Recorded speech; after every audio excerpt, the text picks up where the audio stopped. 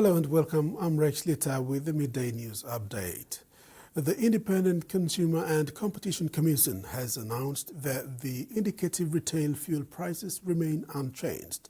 This is effective today, July 8, 2026, despite a significant drop in the international oil prices, which saw the subsidized amount dropped from 4 kina per litre in April to around 1 kina this month. In a media statement issued Tuesday, 7th July 2026, the Independent Consumer and Competition Commission noted that in line with the NEC decision number 125/2026, the fuel subsidy program will continue until 31st December 2026 by maintaining the retail pump prices at March 2026 levels. Under the revised arrangement, the subsidy will be targeted towards retail customers, drum sales, PNG Power Limited and aviation sector. The ICC stated that the NEC has further resolved to remove the premiums in the fuel pricing methodology given that the Middle East tension have ceased and oil prices have dropped. Hence, there will be no premiums allowed in the monthly fuel price calculations going forward. According to the watchdog, international oil prices have dropped significantly in early June and into July 2026 due to easing geopolitical tensions in the Middle East, combined with weakening global demand and rising oil supply from organizations of the petroleum exporting countries and its extended coalition of oil-producing countries. The recent market developments have lowered the domestic fuel prices but still slightly above the March 2026 levels due to currency-driven inflation and domestic freight rate readjustments for the third quarter of 2026. Under the Fuel Relief Assistance Arrangement, fuel importers will continue to source fuel at prevailing international prices exclusive of any premiums and sell domestically to the retail service stations and or their contract customers at matched prices, while the government, through the subsidy program, continues to cover the difference. The ICCC also issued warning to fuel importers, distributors, wholesalers and retailers to comply with the set rates. Residents of Rambuka and Vadiri villages in Ward 4 of the Hiri-Koyari local level government met yesterday to mobilize efforts to strengthen law and order, promote unity and address issues affecting the daily lives of villagers. Discussions included practical ways of improving peace, safety and cooperation between both communities. Community leader and chairman Abari Gorari said restoring and maintaining law and order is a high priority, adding that it is everyone's responsibility in keeping the peace. The meeting concluded with the election of a new law and order board. The board will lead and coordinate peace and law and order efforts. 6 clans in Manus province have renewed and extended the conservation deed agreement, committing to protect more than 1,295 hectares of the globally significant Manus Great Central Forest. The Wildlife Conservation Society reported that the move strengthens community-led efforts to safeguard one of Papua New Guinea's most important biodiversity hotspots from increasing pressure caused by commercial logging.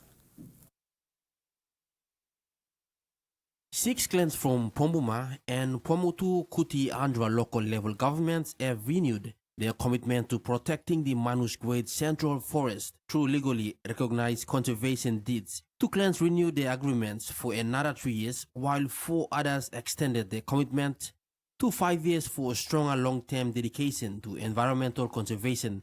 According to the Wildlife Conservation Society, the 6 agreements are part of a wider network of 9 conservation deeds protecting sections of the forest. As of June this year, more than 6,390 hectares of the Manus Great Central Forest is under conservation protection. The Wildlife Conservation Society stated that the forest is recognized as a globally significant biodiversity hotspot and is home to unique wildlife species, including the Admiralty Kaskas and the superb Pita. The Wildlife Conservation Society PNG program supported the conservation deed renewal process through the Kiva Initiative's VIS Plus project. The renewed agreements highlight growing community efforts to balance development with environmental protection and preserve the forest for future generations. According to WCS, the 6 clans collectively manage more than 1,295 hectares of forest within the Manus Great Central Forest Conservation Landscape. Michael Tamtipais, TV1 News. Lutheran Shipping Services is anticipating the arrival of its new vessel, the MV Karkar. The 40-meter cargo and passenger catamaran is scheduled to dock at Asiawe Wharf at Voco Point, Ley on July 8, 2026, while the official commissioning of the new vessel will take place on the July 18, 2026. Head Bishop of Evangelical Lutheran Church of Papua New Guinea, Reverend Dr. Jack Rames, said the newly built MV Karkar is an improved version that offers greater passenger comfort and a reduced environmental impact. He said not only will MV Karkar expand LSS operations capacity, but it will also contribute to the economic growth of the region. Bank South Pacific announced yesterday that it will be a major sponsor of the 2026 Rugby League World Cup. Today marks 99 days until kick-off on 15th October. As the only international bank in the South Pacific, BSP sponsorship of the forthcoming Rugby League World Cup aims to support national pride across the South Pacific and the growth and visibility of Rugby League in the region, while engaging communities, customers, and its staff. Today marks 100 days until the opening of the 2026 Rugby League World Cup on 15th October, kicking off a month-long tournament that includes teams from 5 South Pacific nations: Papua New Guinea, Cook Island, Fiji, Samoa, and Tonga. As everybody knows, the South Pacific punches above its weight when it comes to rugby league. In the men's competition at this year's World Cup, of the 10 teams participating, 5 of them are from the South Pacific: Samoa, Tonga, Fiji, Cook Islands, and Papua New Guinea. And of course, we operate, and we're proud to be a member of the community in all 5 of those countries. And in the women's rugby league, of the 8 teams participating, 3 of them are from the South Pacific. So it's very, very exciting. And of course, for the first time ever, the Rugby League World Cup will actually have games occurring in 3 countries, not just Australia and New Zealand, but also we have 2 match days in Papua New Guinea, in Port Moresby. So we're delighted that this World Cup, we're bringing matches into PNG. NRL CEO Andrew Hebdo said that BSP has been a long-standing supporter of rugby league and the communities that sit at the heart of the game. He added that NRL is pleased to welcome BSP as a major partner of the Rugby League World Cup. Hebdo further stated that the rise of the Pacific nations on the international stage reflects the talent, passion, and connection to rugby league right across the region. Papua New Guinea will host matches at the Santos National Football Stadium on 17th and 24th October, with PNG men's team playing Lebanon and Samoa, and in the women's game, PNG will play France and Fiji.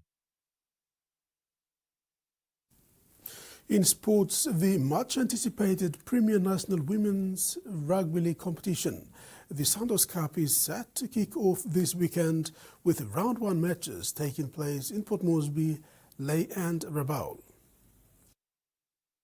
Following Tuesday's major season launch event, all 6 club captains in the Santos Cup expressed great enthusiasm and confidence about pre-season preparations and the upcoming season, setting an exciting tone for the opening weekend of the Santos Cup.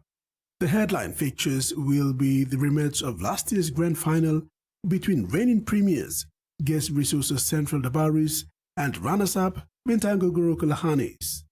This exciting clash is scheduled for Sunday at the Santos National Football Stadium in Port Moresby. Both teams led by captains Kila Ravu from Central Labaris and Delilah Ahose for the Lahanis have expressed eagerness and confidence, stating they can't wait to hit the ground running in the season opener. Some new girls is coming up for Central Towers, and we just work together and we just defend the cup again. Yes, looking forward to it and excited too.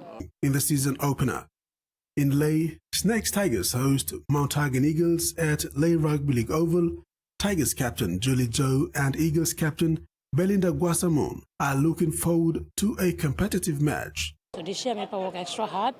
Okay, some girls come in, 5 girls, all outlet centers come in joining me. Me got 2 academic to come in joining me. So yeah, we look forward to the season. I think last year, yes, so lesson last year to be consistent. So yeah, so me failures apart from black and full short. So yeah, now me pick up there. So this year, last year I'm pick up now. Yeah. In Rabaul, the East New Britain Gurios will welcome the Port Moresby Vipers to the historic Queen's Park Oval. Gurios captain Elder Kava, reflecting on last season's near miss at the finals, is quietly confident and hopes to draw strength from the home crowd. Vipers captain Mari Bihama emphasized her team's readiness and commitment to giving their best performance. We start training 6 weeks, 1 month now. And our team we well prepared or coming I have a pretty strong backline with Catherine and Alice on the wing, and also I have Benotti Kuman with me in the forwards, and yeah, very excited for this season.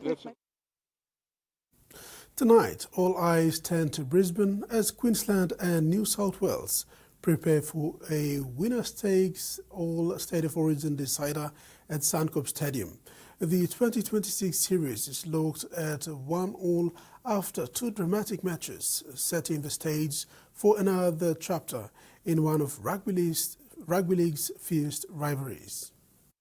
Wales, nothing, and a drop by New South Wales struck first in Sydney, producing the biggest comeback in State of Origin history to claim Game 1, but Queensland responded emphatically in Melbourne, unleashing a record-breaking second-half performance. The Maroons scored 36 points after the break, the most ever scored in a half of Origin football, to level the series and force a decisive Game 3. Since the introduction of the 3-game series format in 1982, Queensland has hosted 10 Origin deciders. The Maroons have won 7 of those matches, while New South Wales has won 3. One decider in 1999 ended in a draw.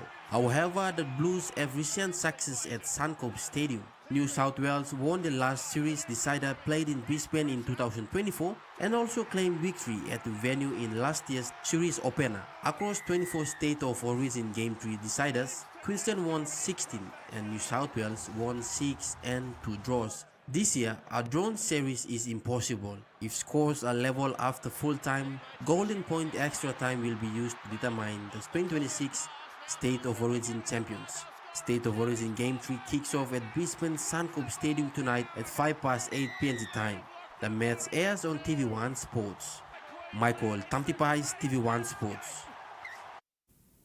And that ends the midday news. Do join us for more news and sports at 6 tonight.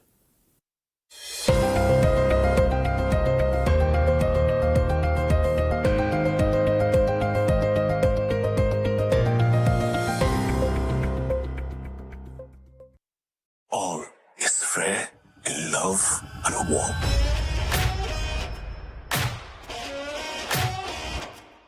Can't bite my tongue, watch what I say. Proceed with caution. Your ego's gotten in the way too many times. Bobby! No, I ain't losing sleep tonight, 'cause I've got options.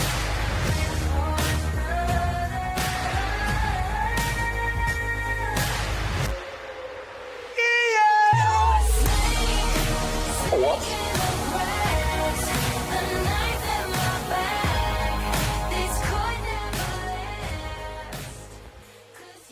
Digicel TV, your official home of the Rugby League World Cup 2026. Dial *515# to subscribe.